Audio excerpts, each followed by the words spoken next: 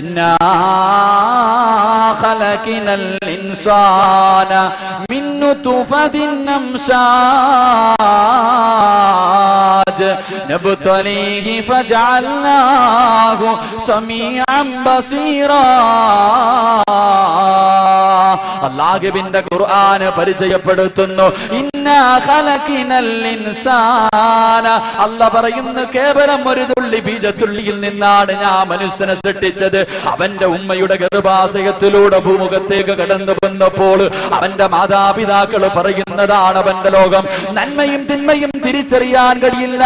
അവന്റെ വാപ്പ പറയുന്നതനുസരിച്ച് ജീവിക്കുകയാ, അവന്റെ ഉമ്മ പറയുന്നതനുസരിച്ച് ജീവിക്കുകയാണ്.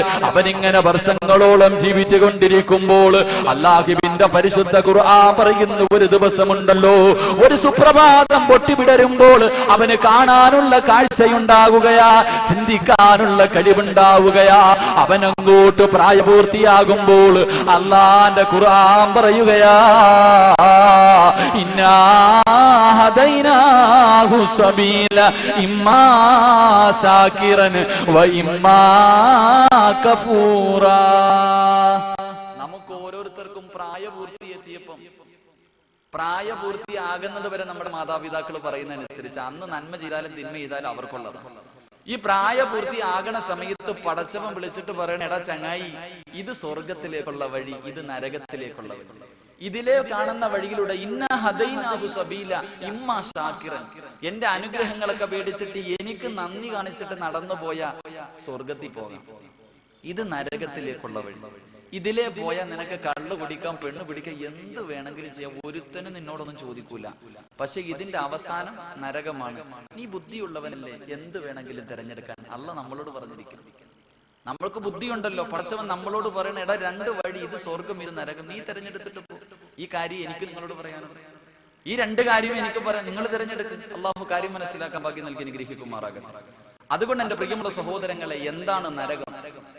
ഇടത് സൈഡിലേക്ക് പോകുന്നവന് കിട്ടുന്ന നരകം എന്താ? ഒറ്റ ഹദീസ്. നന്നാവേണ്ടവന് കൂടുതലൊന്നും വേണ്ടല്ലോ, നന്നാകേണ്ട മനുഷ്യന് കൂടുതലൊന്നും വേണ്ട.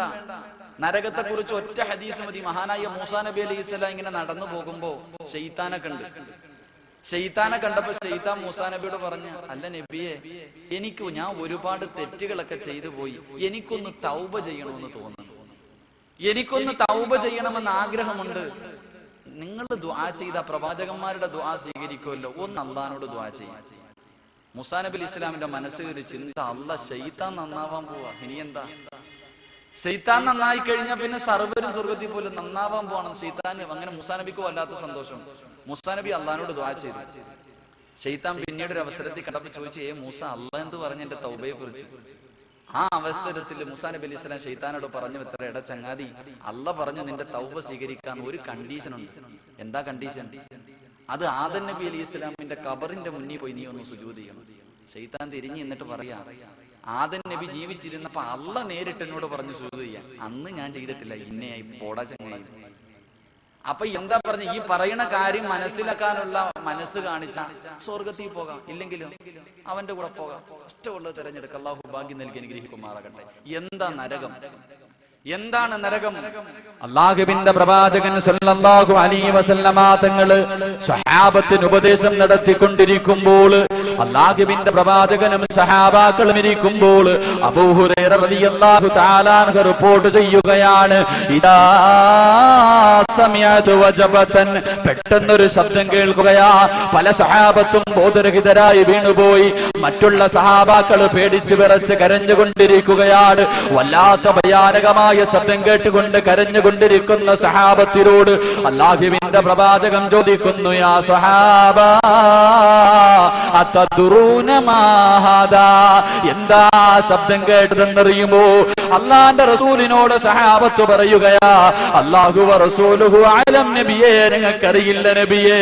അല്ലാഹുവിന്റെ പ്രവാചകൻ പറയുന്നു, ഹാദാ ഹജറുൻ, ഹാദാ ഹജറുൻ, എന്റെ സഹാബത്തെ അതൊരു കല്ലാണ് സഹാബത്തെ.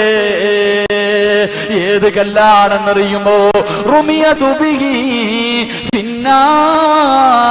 ഫിന്നാർ, നരകത്തിന്റെ മുകളിൽ നിന്നൊരു മലക്കൊരു കല്ലെടുത്ത് താഴേക്ക് എറിഞ്ഞു. എന്നെറിഞ്ഞ കല്ലാണെന്നറിയുമോ? മുന്തു സബഈന ഖലീഫ, 70,000 വർഷം മുമ്പ് നരകത്തിന്റെ മുകളിൽ നിന്നൊരു മലക്കൊരു കല്ലെടുത്ത് താഴേക്ക് എറിഞ്ഞു.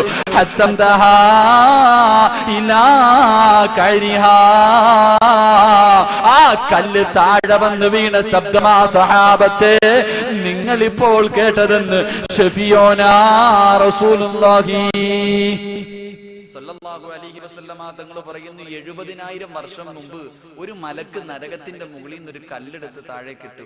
അത് താഴെ വന്ന് വീഴാൻ 70,000 വർഷം എടുത്തു. എന്റെ പ്രിയപ്പെട്ട യുവത്വം, എന്റെ പ്രിയപ്പെട്ട യുവസമൂഹം, ചെറുപ്പക്കാരോടൊക്കെ ഇത് പറയുമ്പോ പറയും, പള്ളിയിലെ ഉസ്താദന്മാര് വെറുതെ നമ്മളെ ഭയപ്പെടുത്താൻ പറയണേ. നമ്മളൊക്കെ ഒന്ന് പള്ളിയിൽ കയറാൻ വേണ്ടി, നന്നാവാൻ വേണ്ടി. ഒരു കല്ല് താഴെ എടുത്തിടുമ്പോ ഈ വീഴാൻ 70,000 വർഷം എടുത്തു. ഇന്ന് കോമഡിക്ക് പറയേണ്ടത് കടുവാപ്പള്ളിയുടെ ഫ്രണ്ടിൽ വായി നോക്കി ഇരിക്കുമ്പോ നമസ്കാരം നടക്കണം. പാവപ്പെട്ട ഒരു മനുഷ്യൻ ചോദിച്ചു, എന്തടാ പള്ളി വരുന്നില്ലേ? എല്ലാരും സ്വർഗത്തിൽ പോയാലും നരകത്തിൽ പോകാൻ ആള് വേണ്ട, ഞാൻ അങ്ങോട്ട് പോകണം. എന്റെ ചെറുപ്പക്കാര് വെള്ളിയാഴ്ച ദിവസം ഷഫീഖ് ബാക്കബി പള്ളിക്കാത്തിരുന്ന വലിയ പ്രഭാഷണം, നരകത്തിന്റെ തീ, നരകത്തിന്റെ ആഴം. ആ അവസരത്തിൽ ബ്ലൂടൂത്ത് എടുത്തിട്ട് ഓണാക്കട, ഭിത്തിച്ചാരിയിരിക്കാം, ഒന്ന് ഓണാക്ക്, നല്ല സെറ്റപ്പ് പാട്ട് കിടക്കുക, സെൻഡ് ചെയ്യാം.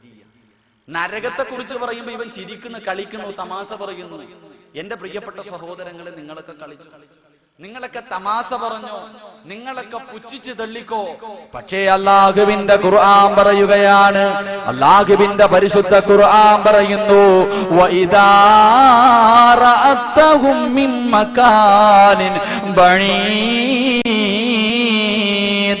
സമിഉ ലഹാ തഗയ്യുദൻ വസഫീറാ. നാളെ പടച്ചവന്റെ മുന്നിൽ നിൽക്കുമ്പോൾ, അതാ മഹ്ശറിലേക്ക് നിൽക്കുമ്പോൾ, ജിബ്രീൽ ചെന്നിട്ട് മീകായിൽ എന്ന മലക്കിനോട് പറയുകയാ, പടച്ചവൻ നരകത്തിന്റെ ഒരു ഭാഗത്തെ കൊണ്ടുപോകാൻ പറഞ്ഞുവെന്ന് പറയുമ്പോൾ, എന്റെ പ്രിയമുള്ളവരെ, മീകായിൽ എന്ന മലക്ക് നരകത്തിന്റെ ഒരു ഭാഗത്തെ ചങ്ങലയിൽ കെട്ടിയിട്ട് അല്ലാഹുവിന്റെ മഹ്ശറിലേക്ക് വലിച്ചു കൊണ്ടുവരുമ്പോൾ, ഇവിടെ ഇരുന്ന് ചിരിച്ച നമ്മളുണ്ടല്ലോ, ഇവിടെ ഇരുന്ന് തമാശ പറഞ്ഞവരുണ്ടല്ലോ, ഇവിടെ ഇരുന്ന് പുച്ഛിച്ച് തള്ളിയവരുണ്ടല്ലോ, ആ അവസരത്തിൽ അല്ലാഹുവോട് പറയുന്നത് എന്താണെന്നറിയുമോ? റബ്ബനാ അബ്സർനാ വസമിഅനാ ഫർജിനാ. റബ്ബനാ, എന്റെ രക്ഷിതാവേ, അബ്സർനാ അബ്സർനാ, പടച്ചവനെ, ഞങ്ങളുടെ നരകമുണ്ടല്ലോ, ഞങ്ങളുടെ പള്ളിയിലെ ഖതീബുമാര് പറഞ്ഞു തന്ന നരകമുണ്ടല്ലോ, ആ നരകത്തെ ഞങ്ങൾ കണ്ടുപിടച്ചവനെ, ഞങ്ങളുടെ കണ്ണുകൊണ്ട് നരകത്തെ കണ്ടുപിടച്ചവരെ, ആ നരകത്തിന്റെ തീ കണ്ടുപിടച്ചവരെ, വസമിഅനാ, ആ നരകം കടന്ന് വിളിക്കുന്നത് ഞങ്ങളുടെ ചെവി കൊണ്ട് കേട്ടു റബ്ബേ, അതുകൊണ്ട് ഫർജിനാ ഫർജിനാ, ഞങ്ങളെ ഒന്ന് കടുവാ പള്ളിയിലേക്ക് ഞങ്ങളെ ഒന്ന് മടക്കണേ അല്ലാ.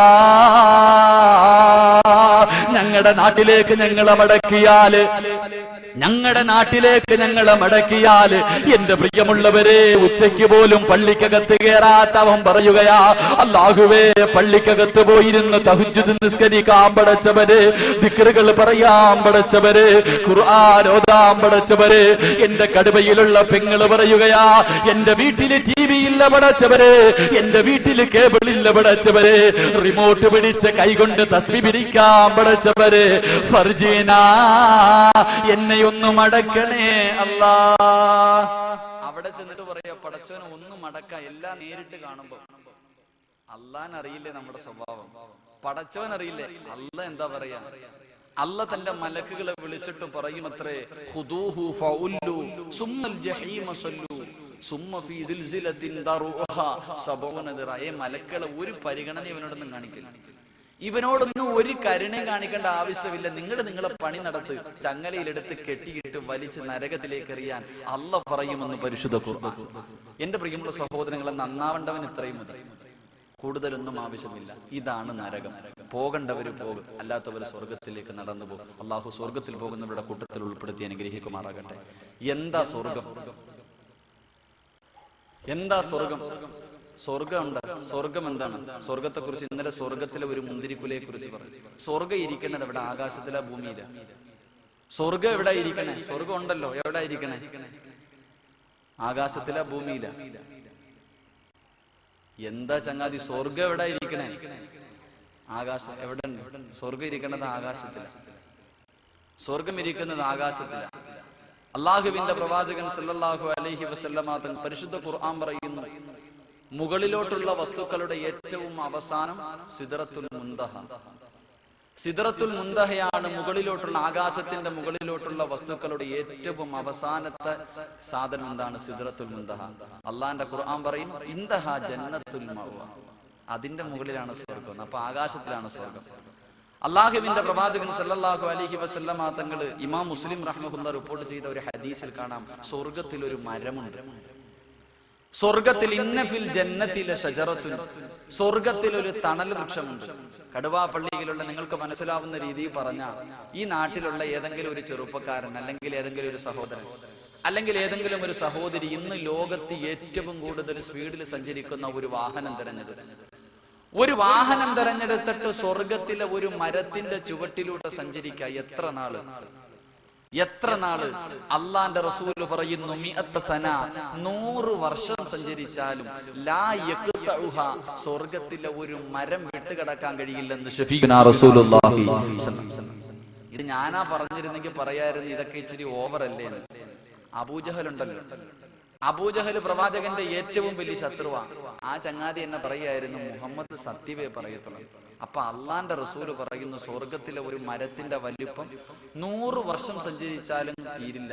ഹദീസിന്റെ കിതാബുകളിൽ കാണാം, 100 വർഷം സഞ്ചരിച്ച സ്വർഗത്തിലെ ഒരു മരത്തിന്റെ ഒരു ശിഖരം, ഒരു കമ്പ് പോലും വിട്ടുകിടക്കാൻ കഴിയില്ലെന്ന് മഹാരഥന്മാരായ പണ്ഡിതന്മാര് പറയുമ്പോൾ, ഈ വിശാലമായ സ്വർഗമാണ് കടുവാപ്പള്ളിയിൽ പാവപ്പെട്ട ഇമാമ് തലകുത്തി വീഴുമ്പോ കൂടെ വന്ന് വീണിട്ട് ചോദിക്കണം. ഇന്നലെ ഞാൻ ചോദിച്ചു, നിസ്കാരം ശരിയാകുമെന്ന്.